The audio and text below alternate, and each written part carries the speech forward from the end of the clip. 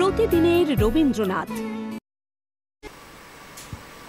নমস্কার, সুপ্রভাত। সবাইকে স্বাগত জানিয়ে শুরু করছি প্রতিদিনের রবীন্দ্রনাথ, আপনাদের ভালো লাগার অনুষ্ঠান, আমাদের ভালোবাসার অনুষ্ঠান, আমাদের রবীন্দ্র যাপনের অনুষ্ঠান। প্রত্যেকটা দিন, বছরের প্রত্যেকটা দিন রবীন্দ্রনাথকে স্মরণ করে আমাদের দিনচর্চা শুরু। আজকেও এই অনুষ্ঠানের ব্যতিক্রম নয়। আমরা আজকেও রবীন্দ্রচর্চাই করব, কিন্তু একটু ভিন্ন স্বাদে। তার কারণ ঠাকুরবাড়ির বিভিন্ন চরিত্র নিয়ে আমরা আলোচনা করছি গত সপ্তাহ থেকে। এই সপ্তাহতেও আমরা এগিয়ে চলেছি। আজকের খুব গুরুত্বপূর্ণ একটি চরিত্র, ঠাকুরবাড়ির চরিত্রের সঙ্গে যে চরিত্রের ভীষণ আলোচনা হয়, সেই চরিত্রটি হচ্ছে কাদম্বরী দেবী। আজকে ঠাকুরবাড়ি ও কাদম্বরী দেবী এই নিয়ে আমাদের পথ চলা। সঙ্গে আজকে রয়েছেন সায়ন্তনী। সায়ন্তনীর গান মানেই আমাদের বেশ অনেক কিছু পাওয়া, অনেকের ছাপ, অনেকের শৈলী, অনেক মানে ঘরানার শৈলী আমরা কিন্তু পাই। যেমন আমি বলতেই পারি প্রমিতা দি, প্রমিতা মল্লিক, সুরঞ্জন দা, অর্থাৎ সুবিনয় রায় ঘরানা, এই নিয়েই কিন্তু সায়ন্তনীর গায়কী। তো আসুন আজকে সায়ন্তনীর গান শুনব। সায়ন্তনী গুপ্ত আমাদের সঙ্গে রয়েছে, আর সঙ্গে রয়েছেন আমাদের যন্ত্রসঙ্গীত শিল্পীরা। আজকে আবার অনেক দিন পর দেবাশিস কিবোর্ড এবং পিয়ানোতে, অনেক অনেক স্বাগত দেবাশিসকে। তবলায় আজকে রয়েছেন গৌতম চৌধুরী, গৌতম দাকেও অনেক অনেক স্বাগত। আর পারকাশনে আপনাদের সকলের প্রিয় বিক্রম, বিক্রমকেও অনেক অনেক স্বাগত। শব্দ, আলো, ক্যামেরা, পিসে, টেলিকাস্টিং আমাদের ভাইদেরকে স্বাগত জানিয়ে, সুপ্রভাত জানিয়ে শুরু করি আজকের পথ চলা সায়ন্তনীর হাত ধরে।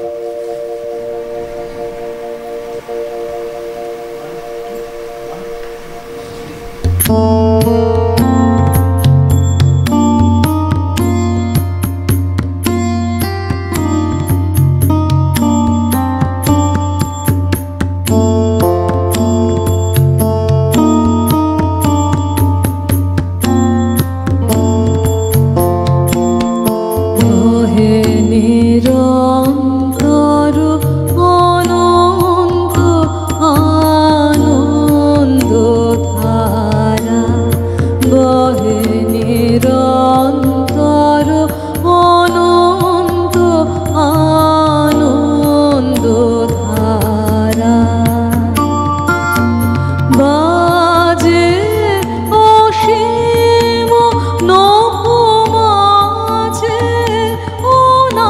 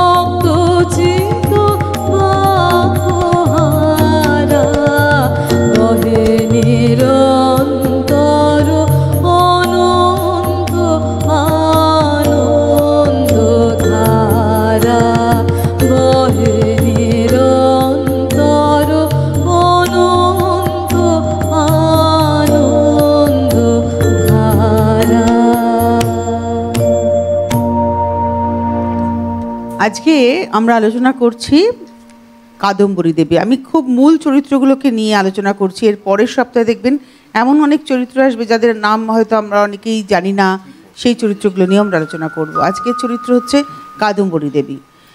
ঠাকুরবাড়ির অন্দরমহলে যে ছবিটা আমরা চিত্রাদেবীর লেখা থেকে পাই, সেখানে আমরা দেখতে পাই যে যেমন জ্ঞানদানন্দিনী দেবী নারীকে ঠাকুরবাড়ির অভ্যন্তরের বাইরের জগতের ছবিটা নিয়ে এলেন পোশাক আশাকের ক্ষেত্রে বা সাহিত্য ভাবনার ক্ষেত্রে, কাদম্বরী দেবী কিন্তু যেটা করলেন সেটা সাবেক পরিবর্তন। যে পরিবর্তনটা কিন্তু অন্দরমহলেই মূলত ঘটল। কি কি পরিবর্তন তিনি ঘটালেন? প্রথম কথা, রবীন্দ্রনাথকে লেখার উৎসাহ দিলেন। রবীন্দ্রনাথের মধ্যে যে লেখনী আছে, যেটা যেমন জ্ঞানদানন্দিনী বালক পত্রিকাতে তার ছোট দেওরকে লেখার অনুরোধ করেছিলেন, কিন্তু কাদম্বরী দেবী তাকে বিরূপ মন্তব্য করে কবির সঙ্গে বিহারীলালের সাথে তুলনা করে তাকে কিন্তু মানে প্রত্যক্ষে উস্কেছিলেন লেখালেখির জন্য, আরো যাতে ভালো হয়। এবং কোথাও যেন সেই স্পার্কটা কাজ করে গিয়েছিল। মানে সমালোচকও ছিলেন, ভীষণভাবে সমালোচনা করতেন তার দেওরের। তো কোথাও একটা সখ্যতা তো ছিল। আমরা কিন্তু আজকে কোনো কন্ট্রাডিকশনে যাবই না। দেখুন, প্রেম ভালোবাসা এটা ভীষণ আপেক্ষিক, মানে এটা যে কখন কোথায় কার সাথে কার কখন হয়ে যাবে কেউ আমরা বলতে পারি না। সম্পূর্ণ একটা সূক্ষ্ম অনুভূতি দুটি হৃদয়ের। সুতরাং রবীন্দ্রনাথ এবং কাদম্বরী দেবীর মধ্যে কতটা এই অনুভূতি কাজ করেছিল সেটা আমার আপনার আলোচনার বিষয়ই নয়। এটা আমাদের আলোচনার বিষয় হচ্ছে তাদের যে ছবিটা আমরা পাই, মানে উপরের থেকে যে ছবিটা আমরা পাই, যেটা রবীন্দ্রনাথ ঠাকুর তার গানে কবিতায় লিখে রেখে গেছেন, তার বিভিন্ন উৎসর্গকৃত গ্রন্থে তিনি যে ব্যাখ্যা করে গেছেন, আমাদের কাছে সেটাই যথেষ্ট আলোচনা করার জন্য। আমাদের কাল্পনিক শক্তিকে কাজে লাগিয়ে যদি এটা হতো তাহলে ওই চিত্রটা লেখা হতো, আমরা ঠিক ওইটাতে বিশ্বাস করি না। এটা একদম বাস্তব কথা। চলো, আমরা তো জানিও না আমি কেন একটা ধারণার বশবর্তী হয়ে যদি ওদের প্রেম হতো তাহলে তাদের এই চিঠি লেখা হতো, এগুলো ঠিক আমার কাছে ছেলে মানুষই মনে হয়। তার থেকে বরঞ্চ যে ছবিটুকু আমরা লেখালেখির মধ্যে দিয়ে পাই সেটুকুর মধ্যে দিয়ে আমরা আলোচনা করব। চলো গানে যাই।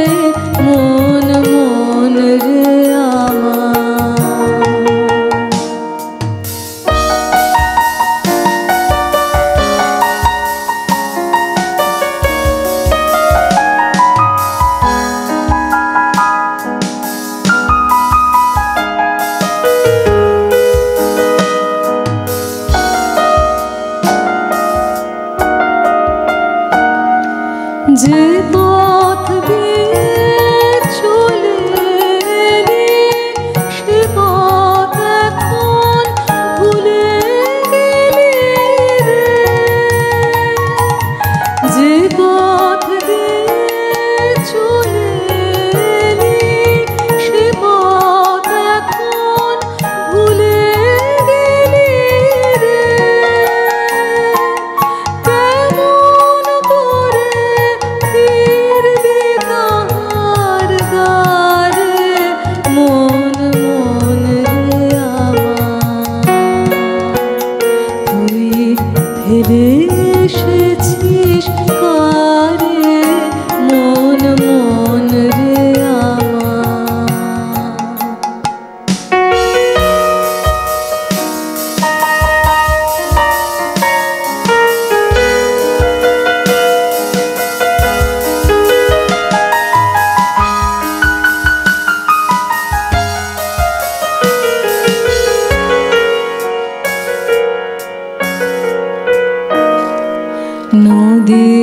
জলে থাকি রে কান পেতে,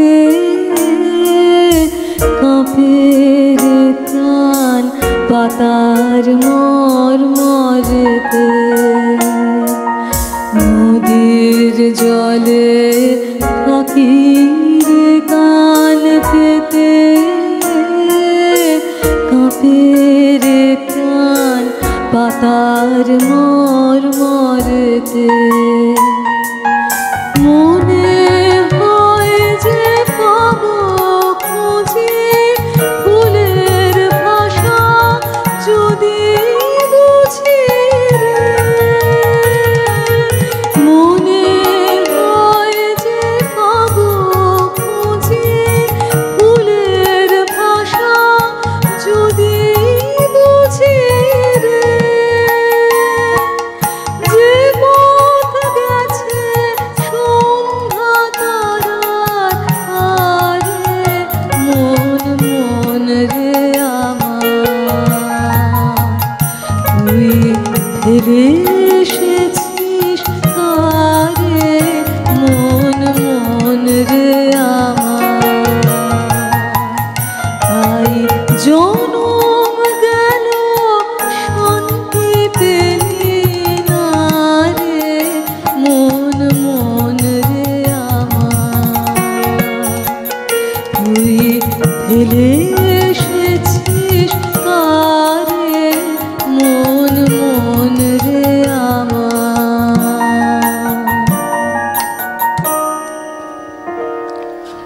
চিত্রাদেব ঠাকুরবাড়ির অন্দরমহলে এক জায়গায় লিখছেন, ঠাকুরবাড়ির অন্দরমহলের যা কিছু দান তার সব কিছুর সঙ্গে জড়িয়ে আছেন কাদম্বরী।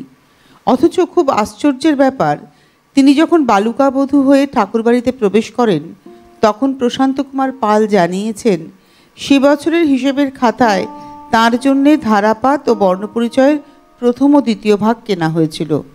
মাত্র কয়েক বছরে এই প্রায় অশিক্ষিত বালিকাটি ঠাকুরবাড়ির মতো বিখ্যাত পরিবারের সাহিত্য সভার কেন্দ্রে নিজেকে প্রতিষ্ঠা করতে পেরেছিলেন। যদিও নিজে তিনি কোনো কিছুতেই অংশগ্রহণ করতেন না, শুধু অপরের প্রাণে প্রেরণার প্রদীপটিকে উজ্জীবিত করে তোলাই ছিল তার জীবনের ব্রত। আসলে আমরা যাকে বলি রোম্যান্টিক সৌন্দর্যবোধ, কাদম্বরী সেটি পুরো মাত্রায় ছিল। যে কথাটা আমি তুমি আলোচনা করছিলাম যে রবীন্দ্রনাথ ঠাকুরকে ইন্সপায়ার করা, অর্থাৎ এই যে প্রথম বছর তিনি যখন এলেন ধারাপাত আর বর্ণপরিচয় তার জন্য কেনা হলো, সেই মানুষটাই সাহিত্য সভার মূল জায়গায় আলোচনা। তিনি আয়োজন করতেন সাহিত্য সভার, তিনতলার যে নন্দনকানন তিনি তৈরি করেছিলেন, একটা বাগান তৈরি করেছিলেন, সেখানে সাহিত্য সভা তিনি বসাতেন। হয়তো তার জন্য শাশুড়ির বিরাগভাজন হতেন, কিন্তু তিনি এই কাজটি করেছিলেন, অর্থাৎ অন্দরমহলের পুরো বাতাবরণটা পরিবর্তন করতে পেরেছিলেন কাদম্বরী দেবী। পিছনের আরও অনেকগুলো চরিত্র আছে, আমি হয়তো আগামী দিনে আলোচনা করব। নিপুময়ী দেবী, প্রফুল্ল দেবী, যাদের জীবনটা সুখের ছিল না, কিন্তু তাদেরও একটা ভূমিকা ছিল। স্বর্ণকুমারীর তো নাম আমরা আলোচনা করি, বর্ণকুমারী, সৌদামিনী, রবীন্দ্রনাথের দিদিরা। বর্ণকুমারী দেবী তো অনেক দিন বেঁচেছিলেন, রবীন্দ্রনাথের মৃত্যুর পরেও অনেক দিন বেঁচেছিলেন। তো এরকম অনেক গল্প আমরা হয়তো জানি না, সেই গল্পগুলো আমরা জানানোর চেষ্টা করব। আজকে কাদম্বরী দেবীকে নিয়ে কথা বলা, এই গল্প অনেকেই আমরা জানি, কিছুটা কিছুটা কাল্পনিকভাবে জানি, কিছুটা সত্যি জানি। তো চলো গানে যাই।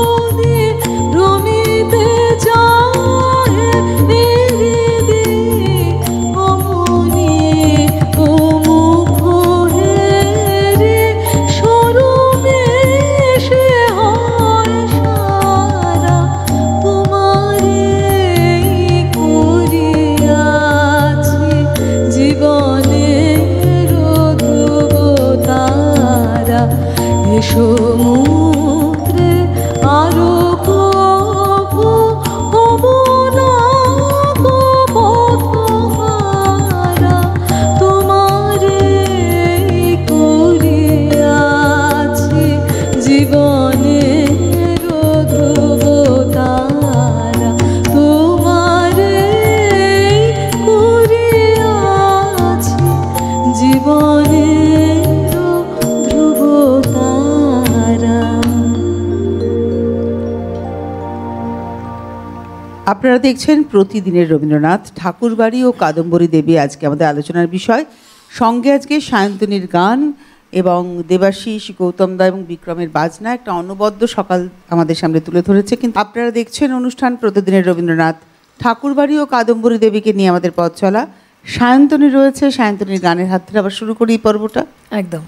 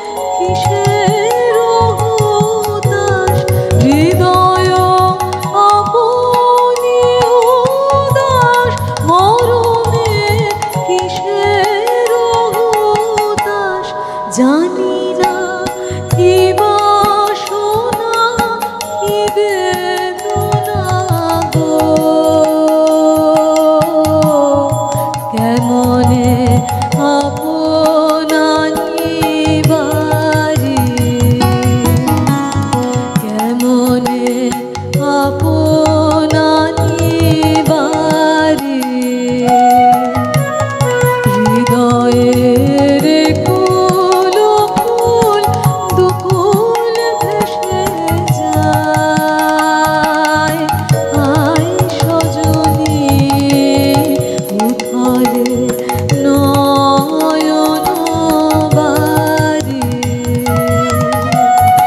হৃদয়ে কুল কুল দুকুল ভেসে যায় আয় সজনী উথলে নয়ন বারে। আজকে তোমার গানগুলোর যে চয়ন এত সুন্দর বিষয়ের সঙ্গে সঙ্গে এগোচ্ছে, খুব ভালো লাগছে। একটা টেলিফোন নিয়ে নি। একদম। নমস্কার, কে রয়েছেন? হ্যালো হ্যালো হ্যালো, আপনি হ্যালো। হ্যাঁ নমস্কার, বলুন। হ্যালো, হ্যাঁ আমি প্রভাত রঞ্জন করার ভাটকুন্ডা পূর্ব বর্ধমান থেকে বলছি। আচ্ছা বলুন, নমস্কার। বলছি যে হ্যালো, আপনি কথা আমি বললে আমরা কিছু শুনতে কথা পারবো। বলতে চাই কাদম্বরী সম্বন্ধে।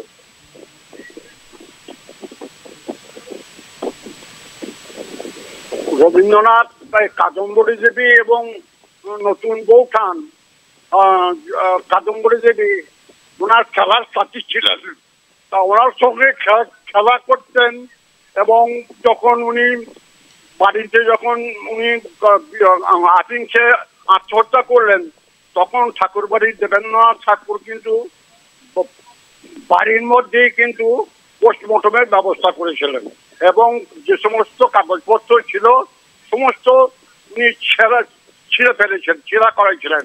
আপনাদের বলি, এই প্রসঙ্গটা বলি, যখন উনি চলে গেলেন উনি আফিম খাওয়ার পরে দুদিন বেঁচে ছিলেন, দুদিন মৃত্যুর সঙ্গে উনি লড়াই করেছিলেন। মহর্ষি যাতে খবরটি না বেরোয় বিভিন্ন পত্রপত্রিকার সম্পাদককে ডেকে ঘুষ দিয়েছিলেন, পুলিশ ডেকে করোনার কোর্ট বসিয়েছিলেন ঠাকুরবাড়ির অন্দরমহলে। এটা হচ্ছে আপনি বলতে চাইছেন। এবং উনি একটি নোট লিখেছিলেন, কাদম্বরী দেবী একটা সুইসাইডিয়াল নোট লিখেছিলেন, সেটিকে দেবেন্দ্রনাথ নষ্ট করে দিয়েছিলেন।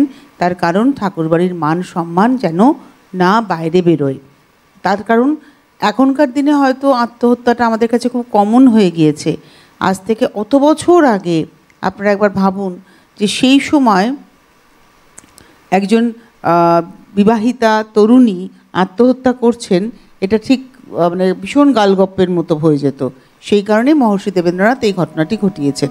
এটা অনেকটা পরে আসবে, আমরা ঠিক ওই রকম কাদম্বরীর জন্ম, কাদম্বরীর মৃত্যু ওইভাবে ঠিক বলছি না আজকে আলোচনাটা, এগুলো আমরা আলোচনা করে ফেলেছি। আজকের আলোচনাটা হচ্ছে কাদম্বরী দেবীর চরিত্রটা, যে চরিত্র রবীন্দ্রনাথকে রবীন্দ্রনাথ হয়ে তোলার পিছনে কতটা কাজ করেছিল, কতটা অনুপ্রাণিত করেছিল। কারণ কাদম্বরী দেবী যখন বিয়ে হয় সায়ন্তনী অনেক ছোট, তখন তার 9 বছর বয়স, এবং তখন যতীন্দ্রনাথ ঠাকুরের বয়স হচ্ছে 19 বছর এবং রবীন্দ্রনাথের বয়স হচ্ছে 7 বছর। তা 7 বছর আর 9 বছরের সখ্যতা হবে, এটা তো মেনে নিতেই হবে, স্বাভাবিক ব্যাপার। এবং কাদম্বরী দেবীর বাবা তিনি তো বাজার সরকার ছিলেন, কোনোভাবেই কুল মানের দিক দিয়ে তিনি ঠাকুরবাড়ির সমকক্ষ নন, কিন্তু মহর্ষি দেবেন্দ্রনাথের পছন্দ এবং তার নির্দেশ, তাই এই বিয়েটি হয়েছিল। যার ফলে জ্ঞানদানন্দিনী থেকে শুরু করে আরও অনেকেই কাদম্বরী দেবীকে প্রথমে মেনে নেননি। তার নাম ছিল মাতঙ্গিনী গঙ্গোপাধ্যায়, পরবর্তীতে ঠাকুরবাড়িতে এসে তার নাম হয় কাদম্বরী। কিন্তু রবীন্দ্রনাথের সাথে তার যে সখ্যতা, এটা আমরা রবীন্দ্রনাথের জীবন স্মৃতি ছেলেবেলা থেকে পাই। তখন একটা জায়গায় উল্লেখ করা আছে না, রবীন্দ্রনাথের জীবন স্মৃতিতে মা মরে গেলেন তখন নতুন বৌঠান আমাদেরকে আগলে নিলেন।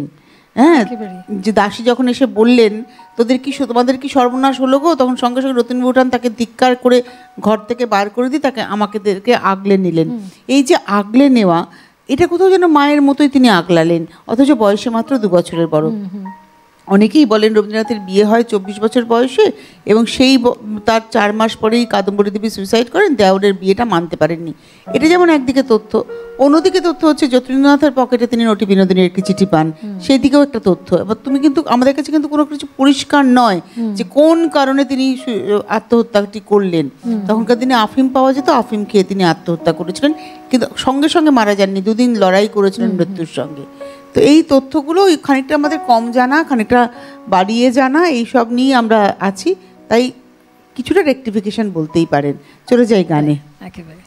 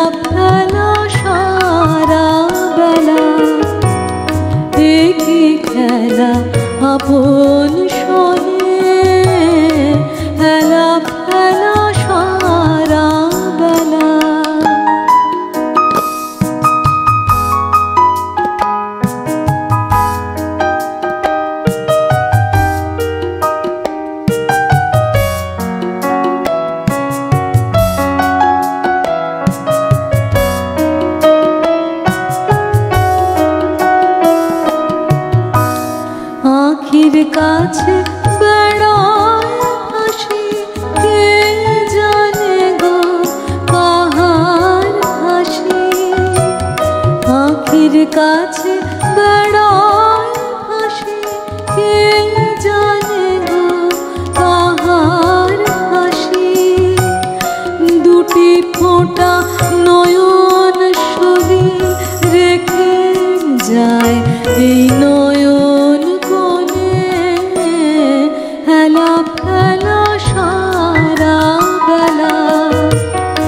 একই খেলা আপন শোনে, হেলা ফেলা সারা বেলা।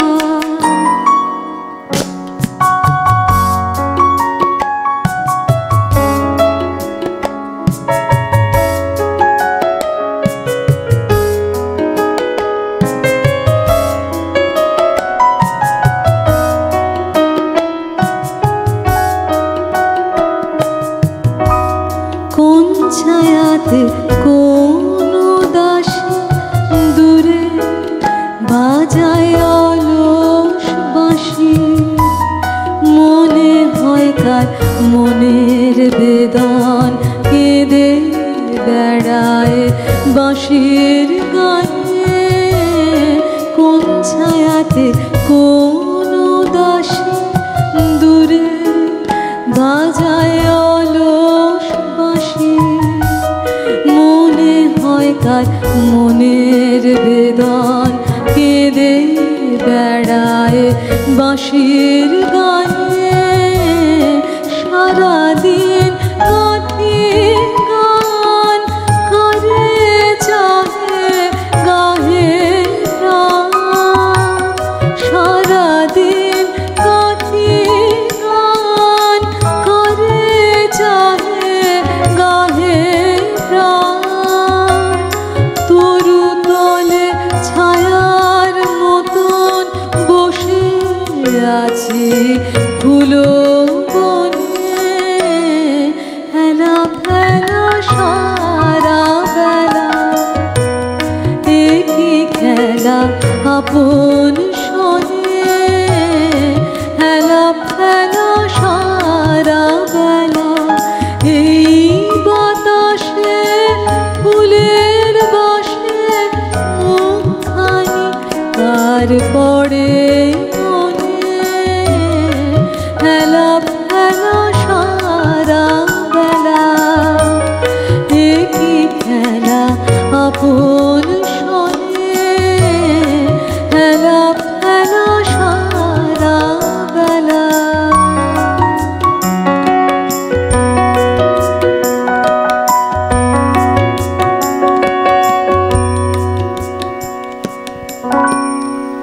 ঠাকুরবাড়ি নিয়ে কথা বলতে গিয়ে পড়তে গিয়ে একটা জিনিস জেনে খুব অবাক লাগে। আমরা ঠাকুরবাড়িকে যে সমীহ চোখে দেখি, তৎকালীন সমাজে ঠাকুরবাড়ির সেই হয়তো প্রভাব প্রতিপত্তি ছিল, অর্থ ছিল, কিন্তু সামাজিক সম্মান, মেয়ের বিয়ে দেওয়ার ক্ষেত্রে সেখানে কিন্তু অনেক বাধ্যবাধকতা ছিল। তারা পিরালি ব্রাহ্মণ, তাদেরকে একঘরে করে রাখা হয়েছিল, সব জায়গার থেকে মেয়ে তারা পেতেন না, যার ফলে ওই যশোরের থেকেই তারা মূলত মেয়ে নিয়ে আসতেন। কিন্তু ব্যতিক্রম হচ্ছেন কাদম্বরী দেবী। কাদম্বরী দেবী কলকাতার বাসিন্দা, তার বাবা ছিলেন ঠাকুরবাড়ির বাজার সরকার, তার ঠাকুর দাদা ছিলেন ঠাকুরবাড়ির তারকানাথের সময় সন্দেশ পরীক্ষক। ভাবো প্রতিপত্তি, প্রভাব প্রতিপত্তি কোথায়, অর্থ কোথায়, যে একজন লোককে রাখা হয়েছিল চেখে বলবে কোন সন্দেশটা বাসি আর কোন সন্দেশটা বাসি নয়। সেই কাজটা তার ঠাকুরদাদা জগনমোহন করতেন। তো সেই পরিবারের মেয়ে এই বাড়িতে বউ হয়ে আসুক।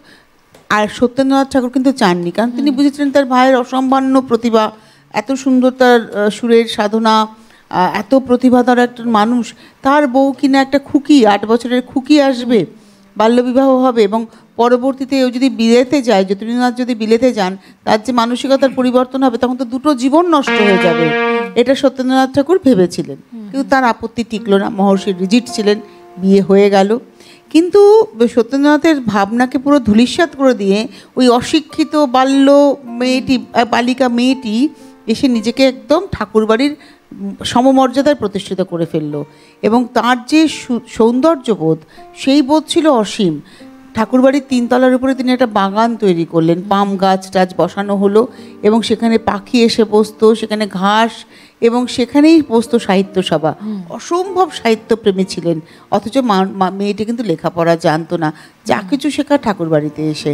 রবীন্দ্রনাথ ঠাকুর এক জায়গায় বলছেন, মানে আমি চিত্রাদেবের লেখা থেকে পাঠ করছি, কাদম্বরীকে নিয়ে এত বেশি আলোচনা হয়েছে যে তার সম্বন্ধে নতুন করে কিছু বলতে চেষ্টা করা বাহুল্য মাত্র। অবশ্যই আলোচনা সমালোচনার কারণ রবীন্দ্রনাথ নিজে। কিশোর রবীন্দ্রনাথের মনোগঠনে কাদম্বরীর দান অসামান্য। তার অকাল মৃত্যু রবীন্দ্র মানুষে গভীর ছাপ রেখে যায়, এ কথা কবি নিজেই অসংখ্য কবিতায় ও গানের মধ্যে প্রকাশ করেছেন। সুতরাং যারা তাদের নিয়ে অনেক কল্পনা এবং কষ্ট কল্পনা করেন, তাদের সুযোগ করে দিয়েছেন স্বয়ং রবীন্দ্রনাথ, এ কথা বললে খুব ভুল বলা হবে না। কবি নিজেও জানতেন সে কথা, তাই কৌতুক করে শেষ বয়সে বলতেন, ভাগ্যিস নতুন বৌঠান মারা গিয়েছিলেন, তাই আজও তাকে নিয়ে কবিতা লিখছি। বেঁচে থাকলে হয়তো বিষয় নিয়ে মামলা হতো। তার কারণ এরকম ঘটনা ঘটেছিল ঠাকুর পরিবারে, রবীন্দ্রনাথের সঙ্গে তার বৌদির মামলা হয়েছিল দীর্ঘদিনের। তাই উনি বলেছেন যে ভাগ্যিস মরে গিয়েছিলেন, তাই তাকে নিয়ে কবিতা লিখছি, বেঁচে থাকলে হয়তো বিষয় নিয়ে মামলা হতো। তো আমরা গানে যাই, এভাবেই এগোবো আজকে।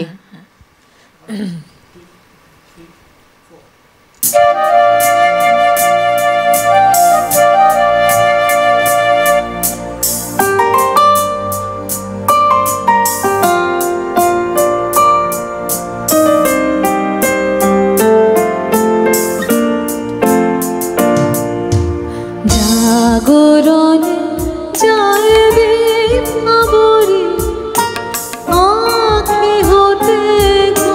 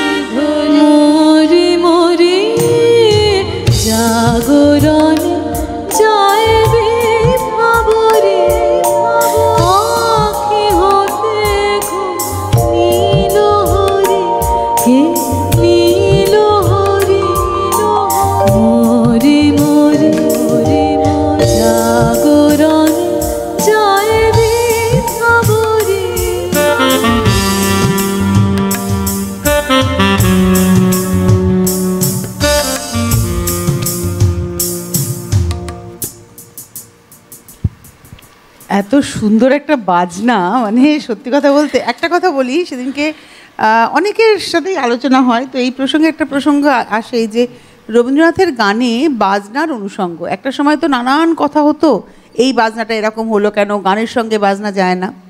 রবীন্দ্রনাথ বেঁচে থাকলেও হয়তো ইম্প্রোভাইজেশনটাকে মেনে নিতেন বলে আমার মনে হয়, কারণ আমি যেটুকু রবীন্দ্রনাথকে নিয়ে পড়াশুনো করেছি, যেটুকু পড়াশুনো করতে পেরেছি, তাতে আমার মনে হয়েছে নতুনত্বকে তিনি গ্রহণ করতে পারতেন।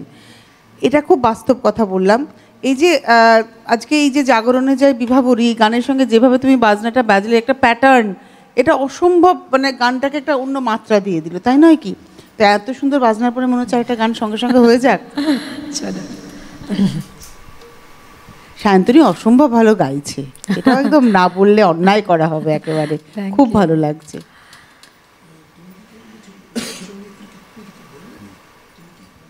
হ্যাঁ, তুমি কি কেবলই ছবি হবে এখন গানটা। এই প্রসঙ্গে যেটা আমরা পাই সেটা অমল হোমের লেখা থেকে, যে তিনি যখন এলাহাবাদে গিয়েছিলেন সেই সময় একটা ট্রাঙ্কের ভেতর থেকে একটি ছবি বেরিয়ে আসে, সেটি সম্ভবত তার বৌঠান শ্রীমতী হে যাকে বলে তিনি ডাকতেন, সেই ছবির প্রসঙ্গে এই গানটি সম্ভবত রবীন্দ্রনাথ ঠাকুর রচনা করেছিলেন। আমি যতটুকু জানি এলাহাবাদে বসে রচনা করেছিলেন এই গান, সেই কারণেই এই গানটা আজকে, এবং সেটি মৃত্যুর অনেকটা পরে। কাদম্বরী দেবীর রবীন্দ্রনাথের বেশ অনেকটা বয়স হয়েছে, মানে প্রায় 60-এর কাছাকাছি বয়স। আমরা যে গানের গল্পে ছিলাম সায়ন্তনীর সাথে বা সকলের সাথে, সেই তুমি কি কেবলই ছবি।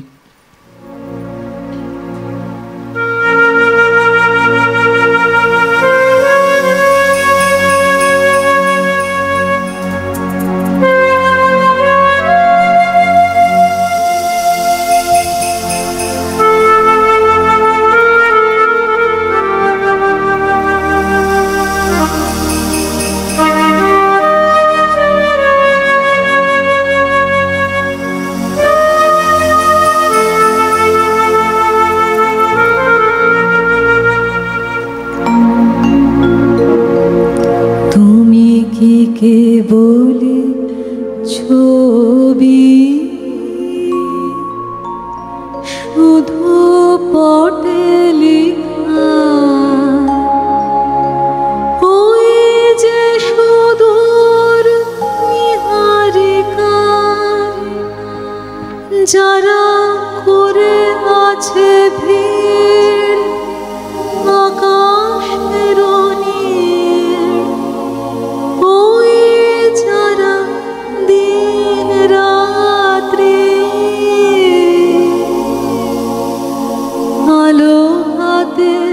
চলিয়াছে আধারে রোজাত্রী গ্রহ তারা রবি, তুমি কি তাদের মতো সত্য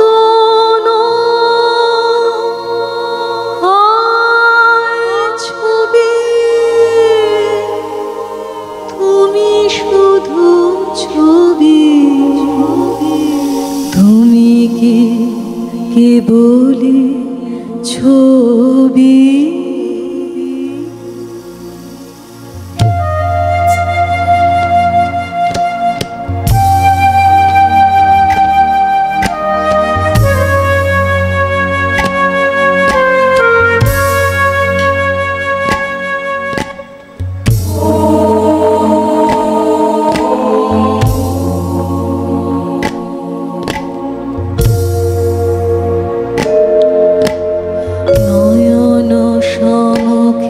তুমি নাই নয়নের মাঝখানে নিয়েছো যে ঠাই, নয়ন সম্মুখে তুমি নাই নয়নের মাঝখানে নিয়েছো যে ঠাই, আজি তাই শ্যামল শ্যামল তুমি নীলিমায় নীল, আমারও নিখিল তোমাতে পেয়েছে তার অন্তরের মিল, নাহি জানি কেহ নাহি জানে তব সুর বাজে মোর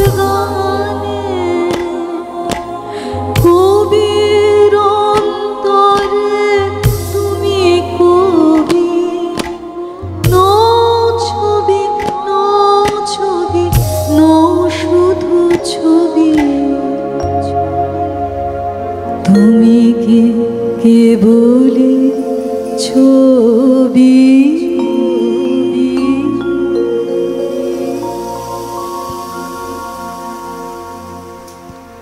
সত্যি কথা বলবো, এই গানের পরে না আর কথা বলার জায়গাটা থাকে না, কিন্তু আমাকে একটুখানি বলতেই হবে যে কাদম্বরী দেবী যে শুধুমাত্র ঘোড়ায় চড়ে বেরিয়েছিলেন, বাড়ি সুন্দর করে সাজিয়েছিলেন তা নয়, ছোটোখাটো খুঁটিনাটি বিষয়ে তার চোখ থাকতো। যেমন শাশুড়ির মৃত্যুর পর বাড়ির পুরো বাচ্চাদের, ছোটোদেরকে তিনি, তার ছোটো ছোটো দেওরদেরকে তিনি কাছে টেনে নিয়েছিলেন। তাদের জ্বর হলে সারাক্ষণ মাথার কাছে বসে থাকতেন। পাশাপাশি বাড়িতে তরি তরকারি কাটার সময় তার একটা সুচারু দৃষ্টি ছিল। আবার ওই সাহিত্য সাধনাতেও তার একটা বিশাল বড় ভূমিকা ছিল।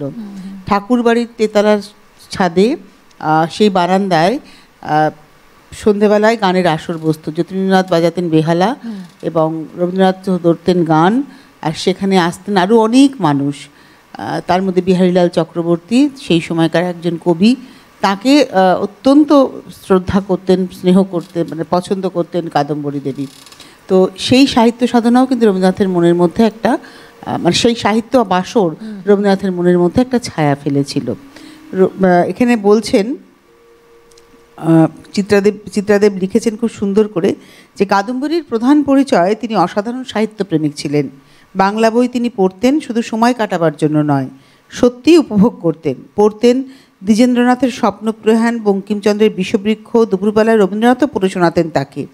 হাত পাখা নিয়ে হাওয়া করতেন কাদম্বরী, কারণ আপন মনে পড়ার চেয়ে শুনতে বেশি ভালো লাগতো তার। ভারতী পত্রিকা নিয়েও তার ভাবনা ছিল। ভারতীর ছাপার হরফে তার নাম নেই সত্যি, কিন্তু তিনিই ছিলেন ওই পত্রিকার প্রাণ, সে কথা বোঝা গিয়েছিল তার মৃত্যুর পরে। এই সময় বাড়ির ব্যবস্থায় অদল বদল হয়েছিল কিছুটা। মহর্ষি অন্যত্র বাস করতেন। বাড়ির 3 তলার অর্ধেক পেলেন যতীন্দ্রনাথ। অন্দরমহলের দরজা আগের মতো অবরোধ সৃষ্টি করে নারী ও পুরুষের জগৎকে পৃথক করল না। তেতলার খোলা ছাদে শুধু বাগানই হলো না, নিয়মিত বসত সাহিত্য পাঠের আসর। আসরে যোগ দিতেন বাড়ির অনেকে। বাইরে থেকে আসতেন অক্ষয় চৌধুরী ও তার স্ত্রী শরৎকুমারী, লাহোরিনী, জানকীনাথও থাকতেন সেখানে। আর মাঝে মাঝে আসতেন কবি বিহারীলাল চক্রবর্তী। যতীন্দ্রনাথ, রবীন্দ্রনাথ ও স্বর্ণকুমারী ছিলেন এসবার স্থায়ী সভ্য। কাদম্বরী বিহারীলালের কবিতা পড়তে খুব ভালোবাসতেন ও মাঝে মাঝে তাকে নিমন্ত্রণ করে খাওয়াতেন। শুধু তাই নয়, নিজের হাতে একটা আসন বুনে উপহার দিয়েছিলেন। আসনের উপরে প্রশ্নোচ্ছলে কার্পেটের অক্ষরে লেখা ছিল শারদামঙ্গল কাব্যের কয়েকটি লাইন। কবি সে উত্তর দেবার জন্য আর একটা কাব্য যখন রচনা করেন, তখন আর কাদম্বরী ইহলোকে নেই। বিহারীলাল তার উপহারকে স্মরণ করে কাব্যের নাম দিয়েছিলেন সাধের আসন। আসনদাত্রী দেবীর উদ্দেশ্যে লিখেছিলেন, তোমার সে আসনখানি আদরে আদরে আনি, রেখেছি যতন করে চিরদিন রাখিব, এ জীবনে আমি আর তোমার সে সদাচার, সেই স্নেহমাখা মুখ পাশুরিতে নাড়িব। তখন কাদম্বরী দেবী ইহলোক ছেড়ে চলে গেছেন। তার উত্তরে তিনি এই গ্রন্থটি লিখেছিলেন। তো এই হচ্ছে কাদম্বরী দেবী, যিনি পিছনে রবীন্দ্রনাথকে কিন্তু অনেকটা এগিয়ে নিয়ে গিয়েছিলেন। নাম আসে না কোনো সময়। নমস্কার, কে রয়েছেন? সুপ্রভাত তনুশ্রী। আশিস দা বলুন। এবং সুপ্রভাত জানাই আজকে শিল্পী সায়ন্তনী এবং আমার খুব প্রিয় যন্ত্রশিল্পীরা এসছেন, রয়েছেন দেবাশিস, গৌতম এবং বিক্রম। সবাইকে সুপ্রভাত জানিয়ে আমি আশিস চক্রবর্তী বলছি সল্টলেক থেকে।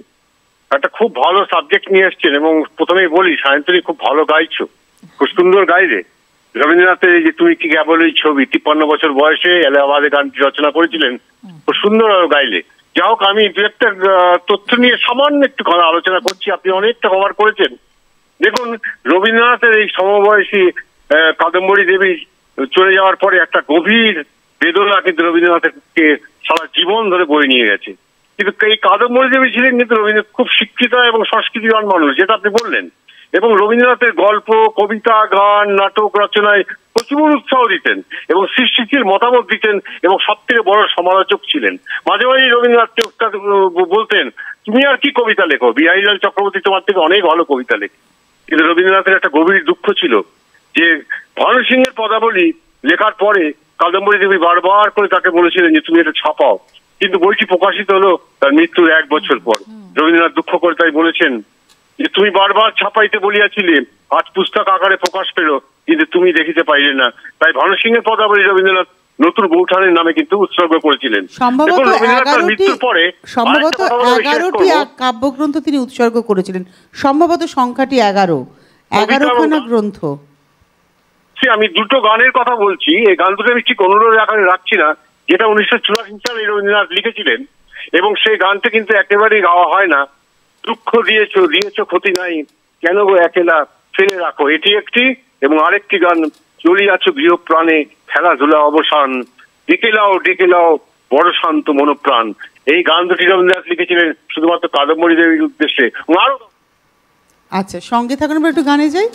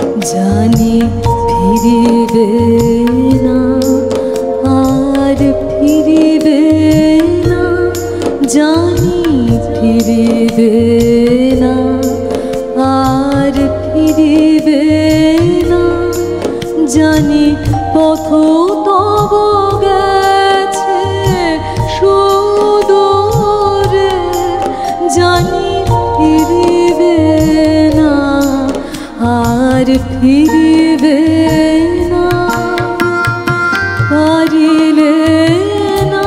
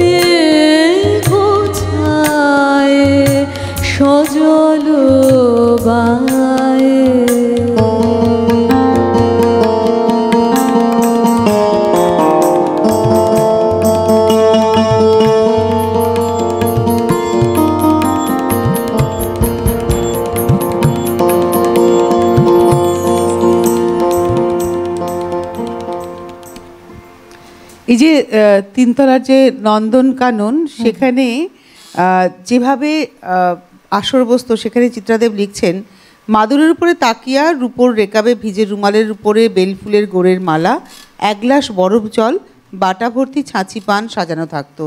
কাদম্বরী গা ধুয়ে চুল বেঁধে বসতেন সেখানে। জ্যোতিরিন্দ্র বাজাতেন বেহালা, রবীন্দ্র ধরতেন চড়াসুরে গান। সে গান সূর্যডোবা আকাশে ছাদে ছাদে ছড়িয়ে যেত। হু হু করে দক্ষিণ বাতাস উঠত দূর সমুদ্র থেকে, তারায় তারায় যেত আকাশ ভরে। কিশোর রবীন্দ্রনাথের রোমান্টিক সৌন্দর্য চেতনাকে জাগাবার জন্য এই পরিবেশ, এই সৌন্দর্য দৃষ্টি ও কল্পনার একান্ত প্রয়োজন ছিল। রবি সবচেয়ে কালো দেখতে, একেবারেই ভালো নয়, গলা যেন কীরকম, ও কোনোদিন গাইতে পারবে না, ওর চেয়ে সত্য ভালো গায়। রবীন্দ্রনাথকে খোঁটা দিতেন কাদম্বরী দেবী, বলতেন কোনো কালে বিহারী চক্রবর্তীর মতো লিখতে পারবে না। তো রবীন্দ্রনাথ তখন শুধু শুধু ভাবতেন মনে মনে কি এমনই দোষ খুঁজে পাওয়া। যাই হোক, আজকে কাদম্বরী দেবী নিয়ে আমাদের আলোচনা এই পর্যন্তই। কেন যে তার মনের মধ্যে কষ্ট হলো, কারণ তিনি খুব সেন্টিমেন্টাল ছিলেন এবং যেহেতু তার সন্তান হয়নি, ননদের কন্যাকে রেখেছিলেন নিজের কাছে, কিন্তু সেই মেয়েটিও পা স্লিপ করে পড়ে মারা যান ঠাকুরবাড়ির সিঁড়ি দিয়ে, সেটাও তার মনের মধ্যে একটা ইম্প্যাক্ট তৈরি করেছিল। কেউ বলছেন স্বামীর পরনারী আসক্তির একটা অন্য কারণ, এবং জ্ঞানদানন্দিনীর সঙ্গে তার একটা কনফ্লিক্ট চলতো সবসময়। রবীন্দ্রনাথের মেয়ে দেখার সময় তাকে সঙ্গে নেওয়া হয়নি, এবং বিয়ের পরপরই, রবীন্দ্রনাথের বিয়ের পরপরই তার চলে যাওয়া। কিন্তু মৃণালিনী দেবী এর জন্য কোনো কারণেই দায়ী নয়, কারণ মৃণালিনী দেবীর সাথে তার কিছুই আমরা পাই না খুঁজে। যাই হোক, কাদম্বরী দেবী একটা এমন চরিত্র রবীন্দ্রনাথের জীবনে, শ্রীমতী হে, ছোট বৌঠান, নতুন বৌঠান, তো এই সব কিছু নিয়েই রবীন্দ্রনাথের 11খানা গ্রন্থ তিনি উৎসর্গ করেছিলেন তার এই মানুষটিকে, পছন্দের মানুষটিকে। তো তোমার শেষের দুটো গান শুনবো। একদম।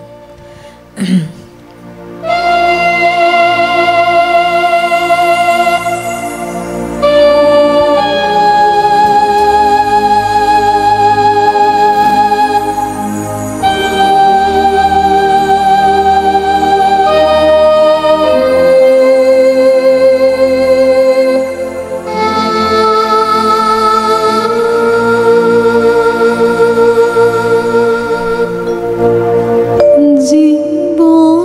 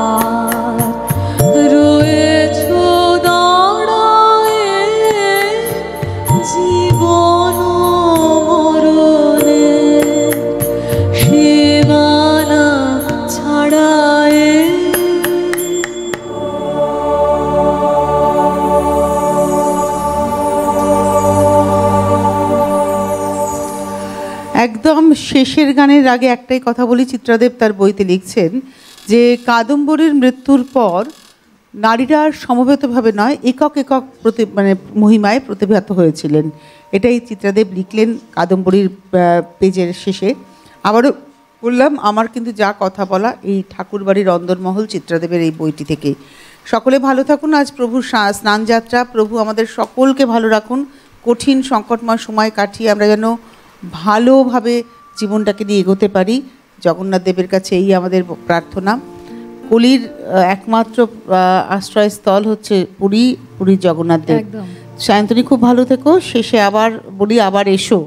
আর ধন্যবাদ জানাবো আমি দেবাশিসকে, অবশ্যই ধন্যবাদ। আর ধন্যবাদ গৌতম দাকে, আর সঙ্গে বিক্রমকেও আমার অনেক ধন্যবাদ। সকলে মিলে আজকে সকালটা আমাদের এত সুন্দর করে তুললো। আর অবশ্যই আমাদের ভাইদেরকেও ধন্যবাদ জানিয়ে তোমার শেষ গানে যাব। সকলকে অসংখ্য ধন্যবাদ। মিউজিশিয়ান দাদাদের কথা কিছু বলার নেই। তনুশ্রীকে অনেক ভালোবাসা।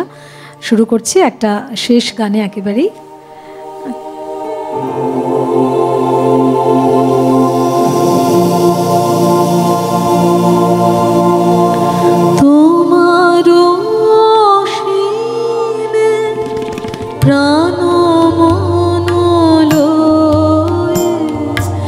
যত দূরে আমি ধাই,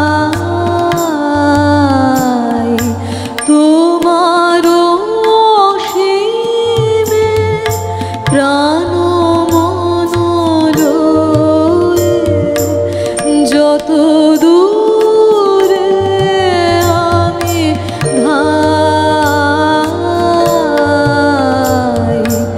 কোথাও দুঃখ, কোথাও মৃত্যু, কোথাও বিচ্ছেদ,